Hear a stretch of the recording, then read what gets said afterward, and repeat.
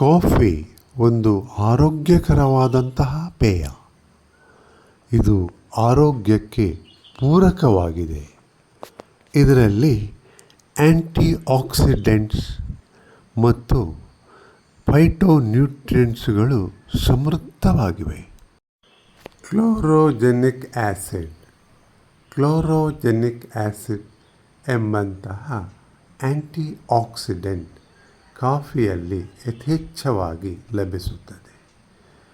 ಇದು ನಮ್ಮ ಯಕೃತ್, ಹಾರ್ಟ್ ಮತ್ತು ಡಯಾಬಿಟಿಸ್ ಇರುವವರಿಗೆ ಹೆಚ್ಚಿನ ಪ್ರಯೋಜನವನ್ನು ನೀಡಬಲ್ಲದು. ಕಾಫಿಯನ್ನು ಪ್ರತಿದಿನ ಸುಮಾರು 300 ml ಸೇವಿಸಿದರೆ ನಮಗೆ ಈ ಆ್ಯಂಟಿ ಆಕ್ಸಿಡೆಂಟ್ಗಳು ಸಾಕಷ್ಟು ಪ್ರಮಾಣದಲ್ಲಿ ದೊರೆಯುತ್ತದೆ. ಇದು ಆರೋಗ್ಯಕ್ಕೆ ಪೂರಕವಾಗಿದೆ. ಕಾಫಿಯನ್ನು ತಯಾರಿಸುವಾಗ ನಾವು ಸಕ್ಕರೆ ಅಥವಾ ಬೆಲ್ಲವನ್ನು ಬಳಸಲೇಬಾರದು.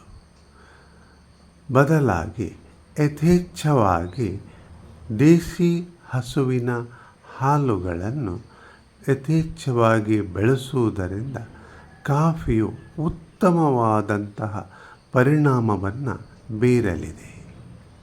ಬೆಲ್ಲ ಮತ್ತು ಸಕ್ಕರೆಯನ್ನು ಬಳಸುವುದರಿಂದ ಈ ಆ್ಯಂಟಿ ಆಕ್ಸಿಡೆಂಟ್ಸ್ಗಳು ನಾಶವಾಗಿ ನಮಗೆ ಹೆಚ್ಚಿನ ಆರೋಗ್ಯಕರವಾದಂತಹ ವಸ್ತುಗಳು ಸಿಗುವುದಿಲ್ಲ. ಆದರೆ ಕಾಫಿಯಲ್ಲಿ ಕೆಫೀನ್ ಎನ್ನುವಂತಹ ಒಂದು ಅಪಾಯಕಾರಿ ವಸ್ತುವೂ ಕೂಡ ಇದೆ. ಆದ್ದರಿಂದ ಇದನ್ನು ನಿಯಮಿತವಾಗಿ ಕೇವಲ 300 mlಗಳಿಗೆ ಮೀರದಂತೆ ಸೇವಿಸುವುದು ಉತ್ತಮ. ರಾತ್ರಿ ವೇಳೆಯಲ್ಲಿ ಅಂದರೆ ಸಂಜೆ 5 ಗಂಟೆಯ ನಂತರ ಕಾಫಿ ಸೇವನೆ ಮಾಡುವುದು ಅಪಾಯಕಾರಿ. ಇದು ನಿದ್ರಾಹೀನತೆ ಅಥವಾ ಇನ್ಸಾಮ್ನಿಯಾಕ್ಕೆ ಕಾರಣವಾಗಬಹುದು. ಡಯಾಬಿಟಿಸ್ ಇರುವವರು ಮತ್ತು ಯಕೃತ್, ಫ್ಯಾಟಿ ಲಿವರ್ ಇದರ ತೊಂದರೆ ಇರುವವರು ಕಾಫಿಯನ್ನು ಸೇವಿಸುವುದರಿಂದ ಆರೋಗ್ಯದ ಮೇಲೆ ಉತ್ತಮವಾದಂತಹ ಪರಿಣಾಮವನ್ನು ನಿರೀಕ್ಷಿಸಬಹುದಾಗಿದೆ. ಫ್ಯಾಟಿ ಲಿವರ್ ಇರುವವರು ಈ ದೇಶಿ ಹಸುವಿನ ಹಾಲನ್ನು ಯಥೇಚ್ಛವಾಗಿ ಕಾಫಿಯ ಜೊತೆ ಉಪಯೋಗಿಸಿಕೊಂಡು ಕಾಫಿಯನ್ನು ಬಳಸಬಹುದು. ನಮ್ಮಲ್ಲಿ ಮಲ್ನಾಡ್ ಗಿಡ್ಡ, ಹಳ್ಳಿಕಾರ್ ಇಂತಹ ಈ ದೇಸಿ ಹಸುಗಳ ಹಾಲುಗಳನ್ನು ಯಥೇಚ್ಛವಾಗಿ ಕಾಫಿಗೆ ಬಳಸುವುದರಿಂದ ನಾವು ಉತ್ತಮವಾದಂತಹ ಪರಿಣಾಮವನ್ನು ನಿರೀಕ್ಷಿಸುವ. ಹೀಗೆ ಕಾಫಿಯಲ್ಲಿ ಮುಖ್ಯವಾಗಿ 2 ವಿಧಗಳಿವೆ. ಒಂದು ಅರೇಬಿಕಾ, ಇನ್ನೊಂದು ರೋಬಸ್ಟಾ.